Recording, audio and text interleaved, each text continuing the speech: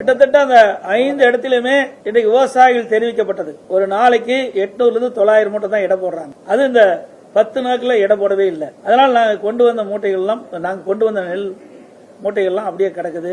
நெல்மணிகள்லாம் கூச்சி வச்சிருக்கிறோம். கொள்முதல் செய்யவே இல்லை. இன்றைக்கு அதிகாரிகளை கேட்டா அதிகாரிகள் சொல்வது ஏற்கனவே இருக்க நேரடி கொள்முதல் நிலையத்தில் கொள்முதல் செய்யப்பட்ட நெல்லை லாரி மூலமாக குடோனுக்கு எடுத்து சென்று அடுக்கினால்தான் இந்த டிபிசில விவசாயிகளிலிருந்து கொள்முதல் செய்யப்பட்ட நெல்லை அடுக்க முடியும். இந்த ஏற்கனவே கொள்முதல் செய்யப்பட்டதே இன்னும் அந்த டிபிசி சென்டர்லயே அப்படியே இருக்கிற காரணத்துல கொள்முதல் செஞ்சா அதை அடுக்க இடமில்லை என்று அவர்கள் சொல்கிறார்கள்.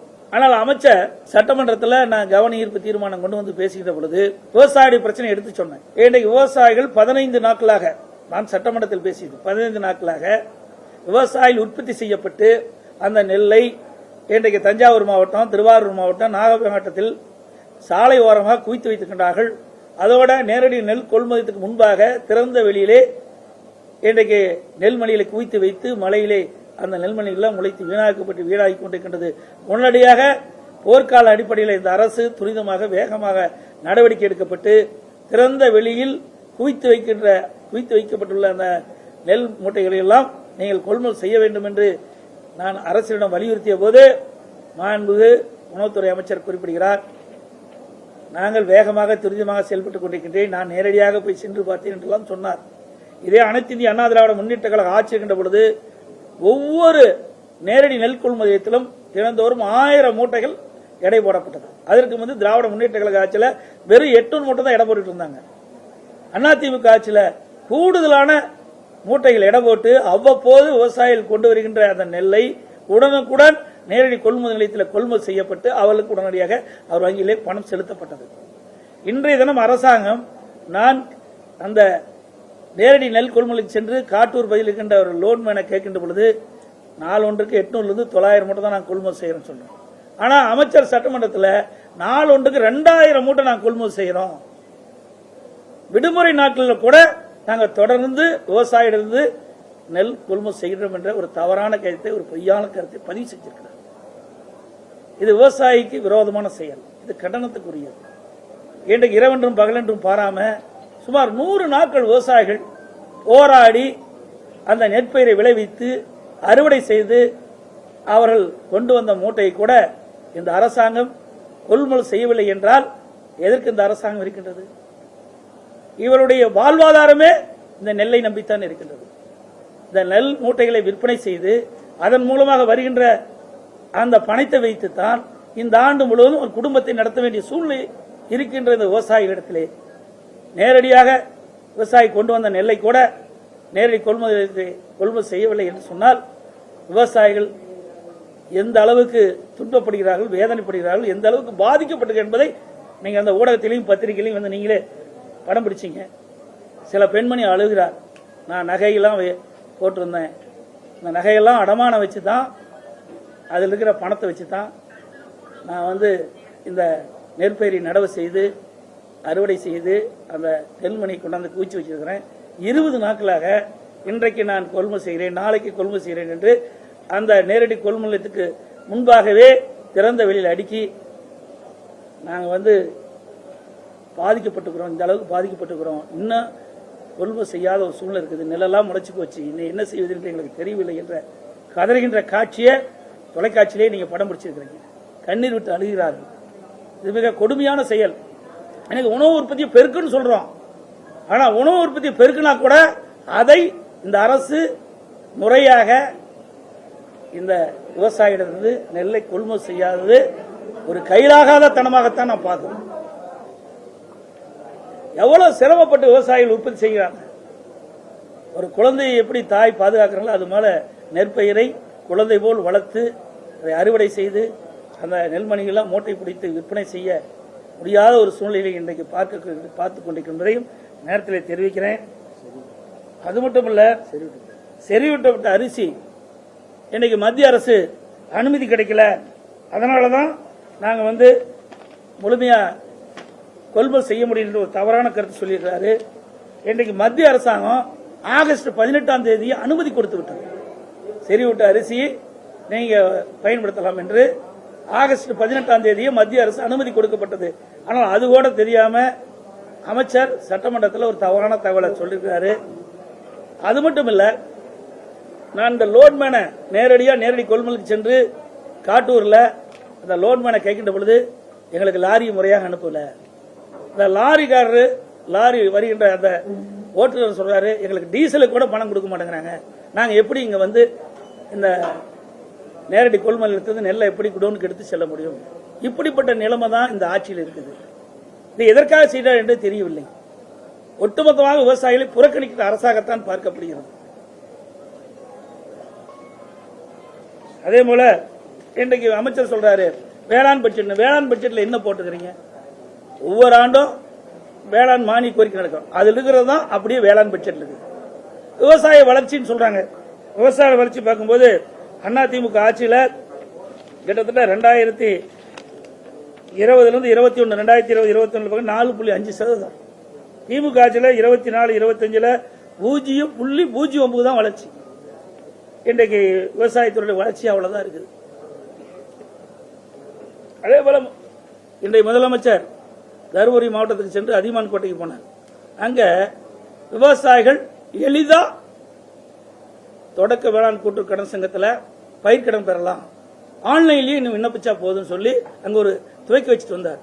தமிழகத்தில் சுமார் 4450 இன்னைக்கு தொடக்க வேளாண் கூட்டுறவு கடன் சங்கம் இருக்குது. இது எல்லாமே செயல்பாட்டுக்கு வரும் அப்படின்னு சொல்லி திறந்து 2 மாசம் ஆச்சு. ஏன்னா அது பயன்பாட்டுக்கு வரல. எல்லாம் ஒரு வெற்று விளம்பரமாகத்தான் இந்த ஆட்சியிலே பார்க்கப்படுகிறது. இந்த நேரத்தில் தெரிஞ்சுக்கிறேன். நடப்பாண்டு 3 மடங்கு விளைச்சல் அதிகமா இருந்த போது கொள்முதல் வந்து அதிகமா பண்ணிக்கிட்டு போன்னு சொல்லிட்டு உணவுத்துறை அமைச்சர் இன்னைக்கு பேட்டி கொடுத்திருக்காரு. அது மட்டும் இல்லாம குறைஞ்சபட்ச ஆதார விலையை உயர்த்தி சொல்லியிருக்காரு. அதை பற்றி நீங்க சொல்லுங்க சார். அதாவது ஆதார விலை ஏற்றிருக்கேன்னா இடுபொருள் விலை ஏறிடுது இல்ல, நல்லா புரிஞ்சுக்கீங்க. நான் ஒரு விவசாயியா இருக்கிறேன். இன்னைக்கு செலவுக்கு இடுபொருள் செலவு அதிகமாகி போச்சு. இன்னைக்கு அதுக்கு தகுந்த மாதிரி தான் கொடுக்குறாங்க ஒழிய கணக்கு பார்த்தா பழைய விலை தான் கிடைக்கும். விவசாயிகளுக்கு இந்த இடுபொருள் செலவு அதிகமா இருக்கிற காரணத்தினால எவ்வளவுதான் உயர்த்தி கொடுத்தாலும் 2021 என்ன லாபம் கிடைக்குதோ அதே லாபம் தான் இப்பவும் கிடைக்கும். விவசாயிக்கு ஒன்னும் அதிகமாலாம் கிடைக்க போறதில்லை. அதான் உயர்த்தி கொடுத்திருக்காங்க. அதுவுமே இவர்கள் சொன்னது 2500 ரூபாய் ஒரு குவிண்டால் கொடுக்கறாங்க. இது வரைக்கும் வரல, இன்னும் குறைவா தான் இருக்குது, முழுசா கொடுக்கல. கரும்புக்கு 4000 ரூபாய் ஒரு மெட்ரிக் டன் கொடுக்கறாங்க ஆதார விலை, 8.5% ஆதார விலை, அதுக்கு 4000 அதுவும் கொடுக்கல. அது மட்டும் இல்ல, இன்றைக்கு நீங்க சொன்ன மாதிரி இந்த அரசாங்கம் தான் கணக்கிட வேண்டும். அரசாங்கம் இந்த மாவட்ட நிர்வாகம் கணக்கிடணும். அங்க இருக்கிற வேளாண்மை துறை அதிகாரிகள் எவ்வளவு டெல்டா மாவட்டத்தில் எவ்வளவு குறுவை சாகுபடி பயிர் செஞ்சிருக்கிறாங்க, எவ்வளவு விளைச்சல் இருக்குன்னு அதை கண்டறிந்து அதற்கு தக்கவாறு முன்னெச்சரிக்கை நடவடிக்கை எடுக்கப்பட்டிருந்தா விவசாயிகள் இந்த பாதிப்புக்குள்ளா இருக்க மாட்டாங்க. அதெல்லாம் எதுவுமே செய்யல, எதுவுமே கண்டுக்கல. இன்றைக்கு உற்பத்தி அதிகம் சொன்னா அதுக்கு தகுந்த மாதிரி நேரடி கொள்முதல் திறக்க வேணும். அப்ப அதுக்கு உடனுக்குடன் அந்த நேரடி கொள்முதல் விவசாயிகள் கொண்டு வந்த நெல்லை கொள்முதல் செய்யணும். அப்படி செஞ்சா விவசாயிகள் பாதிப்புக்குள்ளாக இருக்க மாட்டாங்க. இன்றைக்கு மழையில் நனைந்து மூட்டை பூரா இன்றைக்கு விவசாயிகளுடைய நெல் பூரா வீணா போச்சு. அரசாங்கத்துக்கும் பிரயோஜனம் இல்லை, விவசாயிகளுக்கும் பிரயோஜனம் இல்லை. பெரும் நஷ்டத்துக்குள்ளாவது விவசாயி. அது மட்டும் இல்ல, நேரடி நெல் கொள்முதல் போய் பார்த்தேன். அந்த டிபிசி டைரக்ட் பர்ச்சேஸ் சென்டர்ல பார்க்கும்போது அந்த நெல்மணியும் முளைச்சிருக்கு. பல மூட்டைகள் எல்லாம் நீங்க ஊடகம் வந்தீங்க பார்த்தீங்க. அதுவும் இன்னைக்கு மழையில் நனைஞ்சு முளைச்சிருக்குது. இது இந்த நஷ்டம்லாம் யார் ஏத்துக்கிறது? அரசாங்கம் தானே ஏத்துக்கணும். அப்ப நிர்வாகம் சரியில்லைன்னு அர்த்தம். நிர்வாகம் சரியா இருந்தா இதெல்லாம் கண்காணிக்கப்பட வேண்டும். விவசாயிகள் உற்பத்தி செய்யப்பட்ட அந்த நெல்லை கூட கொள்முதல் செய்யறாங்க.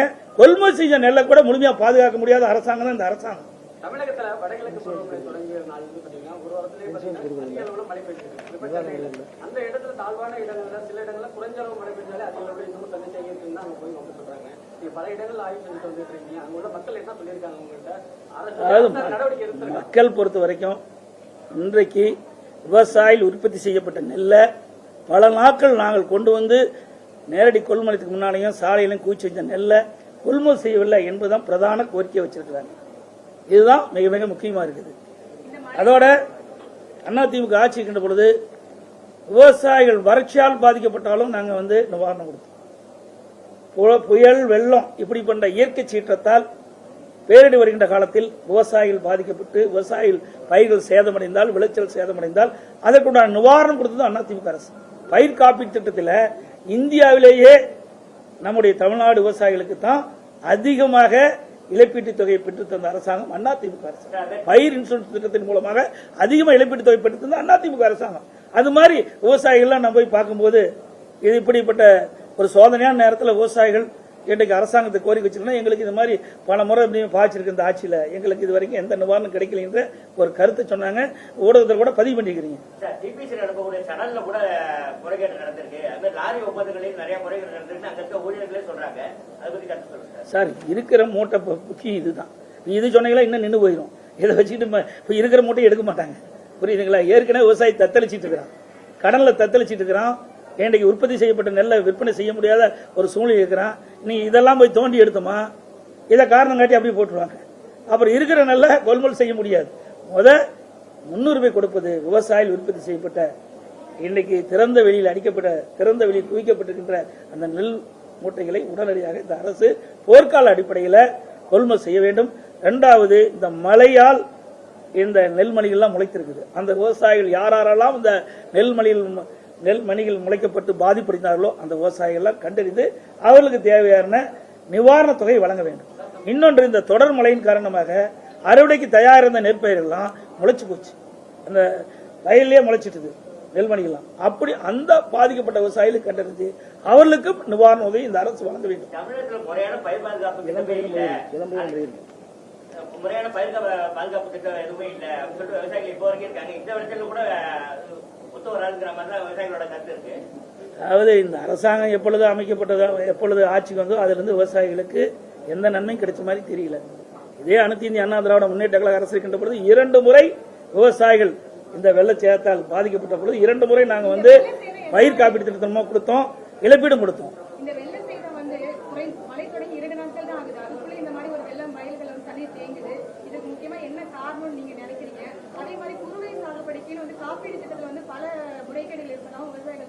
அதாவதுமா அதிமுக ஆட்சி இருக்கின்ற போது நல்லா தூர்வாரணும். தூர்வாருகின்ற பொழுது அந்த தண்ணி எல்லாம் வடிஞ்சிடும். இந்த ஆட்சியில முறையா தூர்வாரல. ஒண்ணு. இரண்டாவது, பயிர் காப்பீடு திட்டம் சொன்னீங்க. அதிமுக ஆட்சியிலிருந்து முறையாக பயிர் காப்பீடு திட்டத்தில் விவசாயிகள் சேர்க்கப்பட்டு எப்பொழுதெல்லாம் விவசாயிகள் பாதிக்கப்படுகிறார்களோ, எப்பொழுதெல்லாம் விவசாயிகளுடைய பயிர் சேதமடைகிறதோ அதெல்லாம் கணக்கிட்டு அவ்வப்போது விவசாயிகளுக்கு தேவையான நிவாரணம் அளிக்கப்பட்ட அரசு அதிமுக அரசு. இந்தியாவிலேயே அதிமுக ஆட்சியில் தான் அந்த பயிர் காப்பீட்டு திட்டத்தின் மூலமாக அதிக அளவு விவசாயிகளுக்கு இழப்பீட்டு தொகை பெற்று தந்த அரசாங்கம் அதிமுக அரசாங்கம். சார், அதெல்லாம் அவருடைய கருத்து, சொந்த கருத்து. ஒவ்வொரு கட்சி, எங்க கட்சியில் இருக்காங்க ஒவ்வொரு கருத்து சொல்றாங்க. அதை விடுங்க, முக்கியமான விஷயத்துக்கு வாங்க. விவசாயிகளுடைய பிரச்சனைக்கு தான் நான் வந்திருக்கிறேன். நீங்க பார்வையிட்டதுல இருந்து ஒரு பக்கம் இதுல டிபிசி கொள்முதல் செய்யப்பட்டு மூட்டையை எடுத்துட்டு போல, ஒரு பக்கம் இதுல வெளியில கிடக்கு. நீங்க உங்களுடைய அனுபவத்துல கவர்மெண்ட்டுக்கு நீங்க என்ன சொல்ல விரும்புறீங்க? இப்போ அதான் நான் சொல்றேன், போர்க்கால நான் சட்டமன்றத்திலேயே இதை பேசினேன். போர்க்கால அடிப்படையில் இந்த அரசு துரிதமா செயல்பட்டு ஏற்கனவே டிபிசியில அடுக்கி வைக்கப்படுகின்ற நெல் மூட்டைகளை உடனடியாக குடோனுக்கு எடுத்து சொல்லி அடுக்க வேண்டும். அப்படி அடுக்கினா தான் அங்க அந்த டிபிசியில வேக்கண்ட் ஆகும், காலியாக இருக்கும். அப்பொழுதுதான் விவசாயிகள் இன்றைக்கு திறந்த வெளியில குவிக்க வைக்கப்பட்ட அந்த நெல்மணிகளை இன்றைக்கு கொள்முதல் செஞ்சு அதை உள்ள அடுக்க முடியும். இல்லைன்னா கஷ்டம். அதை இந்த அரசு உடனடியாக செய்ய வேணும். ஆனா இந்த அரசு செய்ய தவறுது. இதனால விவசாயிகள் கடுமையா பாதிக்கப்படுறாங்க. ஒரு கையிலாகாத அரசு, திறமை இல்லாத அரசாங்கம், நிர்வாக திறமையின் காரணமாகத்தான் இவ்வளவு பாதிப்பு ஏற்பட்டிருக்குது.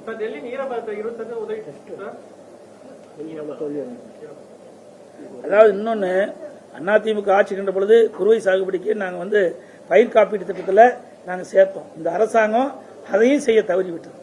இப்படி பாதிக்கப்படுகின்ற பொழுது இந்த விவசாயிகளுக்கு இந்த பயிர் காப்பீட்டு திட்டத்தின் மூலம் நிவாரணம் கிடைக்கும். அதையும் இந்த அரசாங்கம் செய்ய தவறிவிட்டது.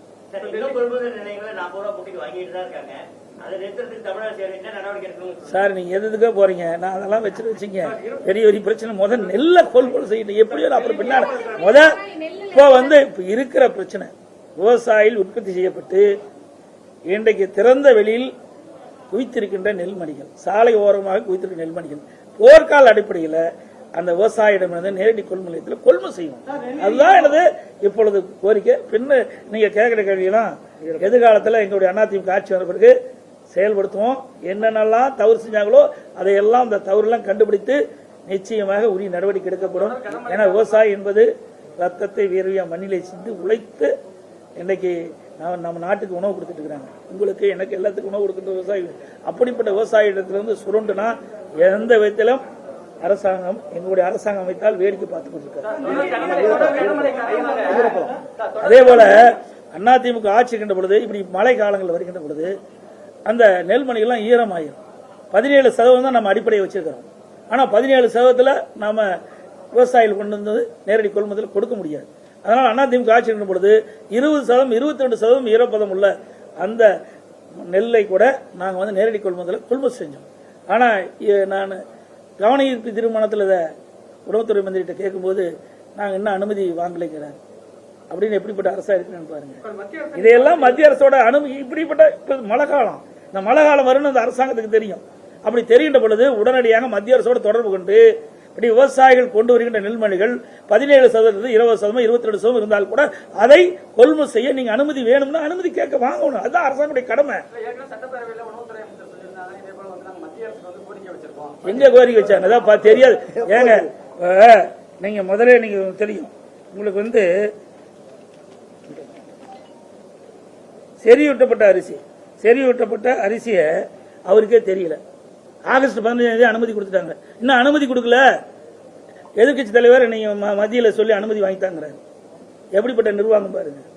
ஆகஸ்ட் 18 மத்திய அரசு அனுமதி கொடுத்து விட்டது செறிவூட்டப்பட்ட அரிசி அதை மிக்ஸ் பண்ணலான்ட்டு.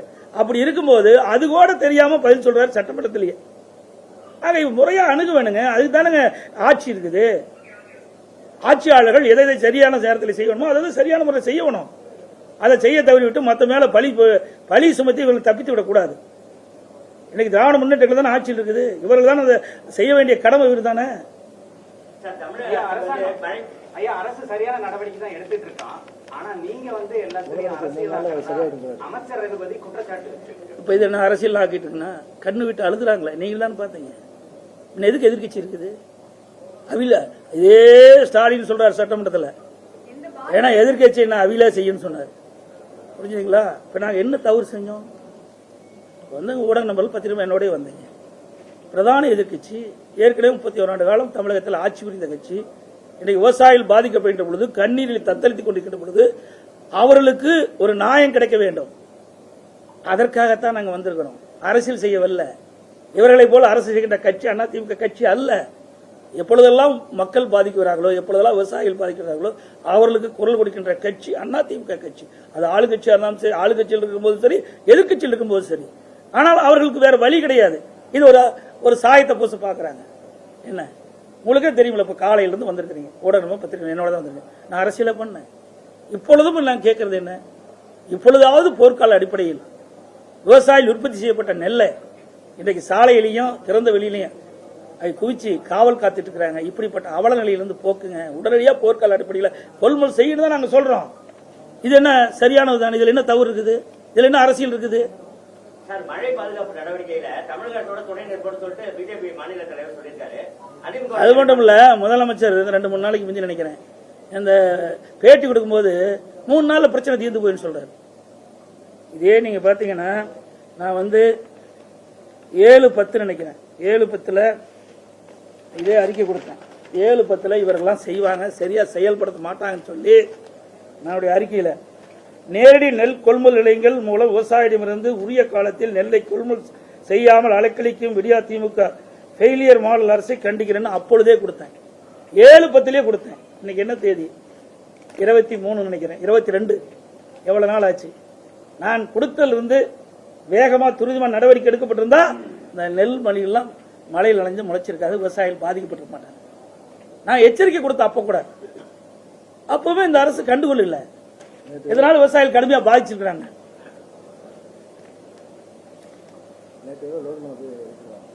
அது மட்டும் இல்ல, நான் இங்கே வருவதாக தெரிஞ்சு தஞ்சாவூர் மாவட்டம், எங்க திருவாரூர், நாகப்பட்டினம் மாவட்டத்தில் போய் விவசாயிகளை சந்திப்பதாக தெரிஞ்ச உடனே இரவோடு இரவாக லோட் பண்ண போய் தொலைவிட்டு லாரி போய் கண்டுபிடிச்சு எங்கெங்கெல்லாம் லாரி இருக்குதுன்னு அதில் வாடகைக்கு எடுக்கிறதுக்கு முயற்சி பண்ணி இதையெல்லாம் முதன்கூட்டியே செயல்பட்டு இருந்தா எதுக்கு நான் வர வேண்டிய அவசியமே இருந்திருக்காது. இதுல எந்த அரசியல்? நீங்களே பத்திரிகை உடனே போய் பாருங்க. இதுல என்ன அரசியல் இருக்குது? நான் அரசியலை செய்ய வந்தேன், இது வரைக்கும் அரசியலே பேசல. நீங்க கேட்கறதுனால தான் இந்த செய்தி கூட சொல்ல வேண்டிய சூழ்நிலை இருக்குது. விவசாயிகள் பாதிக்கப்பட்டிருக்காங்க. அந்த பாதிப்புல இருந்து விவசாயிகளை மீட்டெடுக்க வேண்டும்.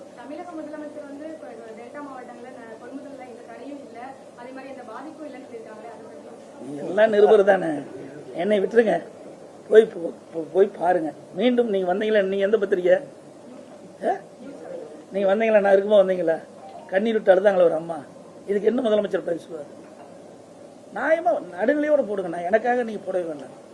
அந்த அம்மா என்ன கண்ணீர் விட்டு அழுது, என்னுடைய நகையெல்லாம் விற்று சில அடமானம் வச்சு நான் முதலீடு செஞ்சு இந்த நெல்மணிகளை பூச்சி வச்சு 20 நாள் ஆகுது, எல்லாம் முளைச்சு போச்சு, என்ன செய்வது என்று தெரியலிட்டு அந்த அம்மா கதறுது.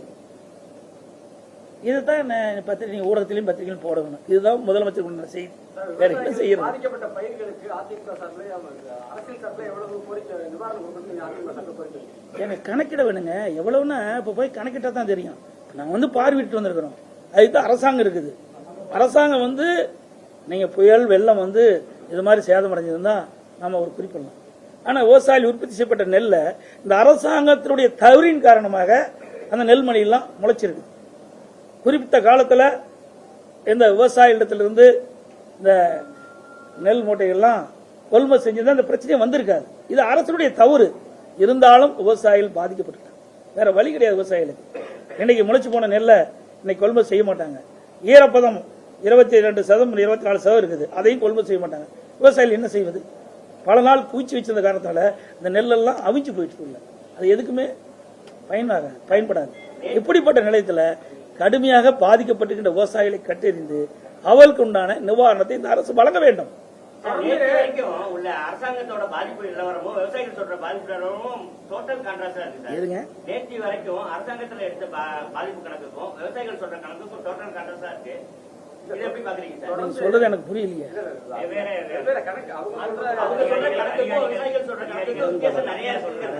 ஏங்க ஒவ்வொரு இடத்துலயும் கிட்டத்தட்ட இப்ப பாத்தீங்கன்னா 30 லட்சம் மூட்டை கொள்முதல் செய்ய இருந்தது. இப்ப பாத்தீங்கன்னா ஒவ்வொரு இடத்துலயும்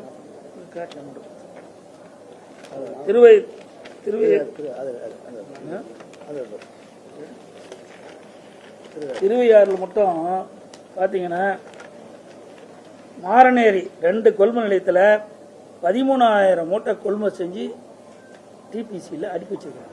இன்னும் 6,000 மூட்டை கொள்முதல் செய்யும்.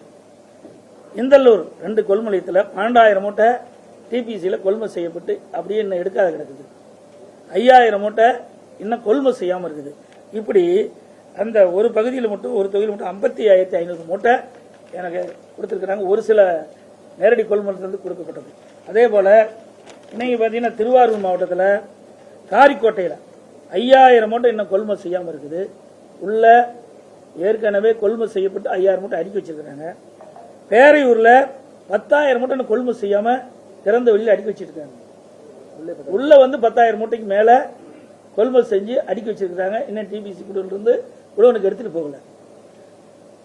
கீழநாகை அதில் 5,000 மூட்டை கொள்முதல் செய்யா இருக்குது. நெம்மேலி அதில் 5,000 மூட்டை கொள்முதல் செய்யா இருக்குது. அங்க ஏற்கனவே கொள்முதல் செய்யப்பட்ட 2 இடத்துலயும் 6,000 5,000 மூட்டை அங்கேயே அதுல இருப்பு அந்த குடோன்ல இருக்குது. அதையும் டிபிசி சென்டர்ல இருந்து இந்த குடோனுக்கு எடுத்துட்டு போகணும். எடுத்துட்டு போல இதையெல்லாம் இந்த டிபிசி நேரடி நெல் கொள்முதல் நிலையத்தில் அடுக்கி வைக்கப்பட்ட அந்த மூட்டைகள்லாம் குடோன்ல கூட அடுக்கினா தான் அந்த டிபிசியில் காலியா இருக்கு. அப்பதான் விவசாயியுடைய நெல்லை கொள்முதல் செய்ய முடியும் என்று அங்க இருக்கிறவங்க தெரிவிக்கிறாங்க. அதே நேரத்தில் முதலமைச்சர் சொல்றாரு, என்ன சொல்றாருன்னா, தொடர்ந்து அமைச்சர்களும் அதிகாரிகளும் தொடர்ந்து ஆய்வு மேற்கொண்டு வந்துட்டு இருக்காங்க. இது மானிட்டரிங் ஆஃபீஸர் அந்த மாவட்டத்துக்கு அனுப்பியிருக்கோம். விவசாயிகளோட பிரச்சனை மட்டும் இல்லாம அனைவரோட பிரச்சனை உடனே கூட சேர்த்து வைக்கிறோம் அப்படின்னு சொல்றாங்க. நீங்க எதிர்க்கட்சி தலைவராக இருக்கிறதுனால இந்த குற்றச்சாட்டு வைக்கிறாங்கன்னு சொல்லியிருக்காரு. எப்படி பாக்குறீங்க? நான் சொல்றது வேண்டாம், அவர் சொல்றது வேண்டாம். நீங்க எல்லாம் பாத்தீங்கல்ல, இதுக்கு என்ன பதில் சொல்றீங்க சொல்லுங்க. நீங்க ஊடக நபர்களும் பத்திரிகை நபர்களும் நேரடியா என்னோட வந்தீங்க இல்லையா? பாத்தீங்கல்ல, அவர் கதற காட்சியெல்லாம் பாத்தீங்கல்ல, இதுக்கு என்ன பதில்?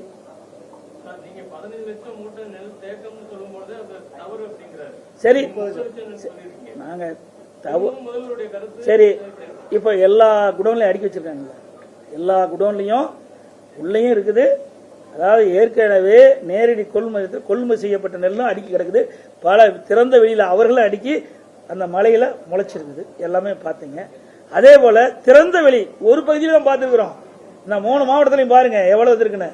உற்பத்தி செய்யப்பட்டது இதுவரைக்கும் ஒரு 55% தான் இவர்கள் கொள்முதல் செஞ்சிருக்காங்க. 45% கொள்முதல் செய்யலீங்க, அங்கங்க கிடக்குது.